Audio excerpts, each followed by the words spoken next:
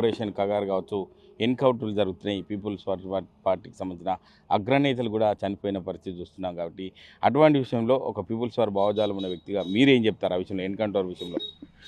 అవి అవి ఈనాడు రకరకాల రాజకీయ పార్టీలు కానీ ఇంకెన్నో సంస్థలు కానీ ఇవి కూడా ప్రజల కోసం త్యాగాలు చేస్తూ అసలు ఎవరు లేరు. గాళ్ళు మాత్రమే ఇవాళ వాళ్ళను ఏడున్న ఎలక పొక్కల జాక్కున్నా కూడా తీసుకొచ్చి ఆ రకంగా వాళ్ళను స్మాష్ చేస్తున్న పరిస్థితి.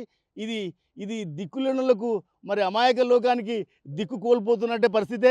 మరి ఆ పరిస్థితుల మరి ఎవరేం చేయగలుగుతారు, ఎవరేం చేయలేరు. అది కరెక్ట్ కాదు. అంటే లే దోపిడీ చేసుకుంటాడు ఇష్టం వచ్చినట్టు చేసుకుంటేందుకు పరిస్థితి అయిపోద్ది, అగాధం అయిపోద్ది, ఆజాద్ అయిపోద్ది. వాళ్ళు ఉంటేనన్నా కొంత భయపడి ఎక్కడోళ్ళు అక్కడ చూసుకుంటూ పోదురు, కొంత ప్రజలకు మేలు జరిగేది. ఈనాడు వాళ్ళు లేకపోతే అంతా అయోమయమే. అంటే ప్రభుత్వాలు ఇటు కేంద్రం కావచ్చు, రాష్ట్రం కావచ్చు, పునరావాసం కల్పిస్తాం ఖచ్చితంగా అని చెప్పి అంటే అందరూ కూడా జనజీవన స్రవంతిలో కలవడానికి వస్తున్న పరిస్థితులు ఉన్నారు. అంటే కొన్ని ఎన్కౌంటర్లు జరుగుతున్నాయి. అటువంటి విషయంలో అంటే మీరున్న అనాలిసిస్ ప్రకారం ఏం చెప్తారు ఆ విషయంలో? లొంగుబాట్లు అనేది ఎప్పటి నుంచో వస్తున్నాయి.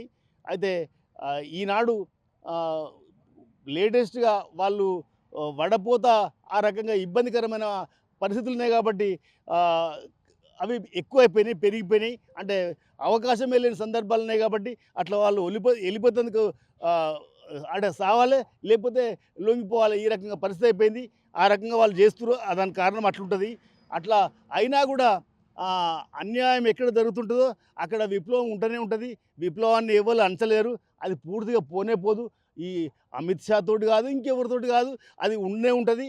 అది ఒక్కరున్నా, ఇద్దరున్నా, 10 మంది ఉన్నా వాళ్ళు మళ్ళీ అంటు పెడతారు, మళ్ళీ నడుస్తూనే ఉంటుంది.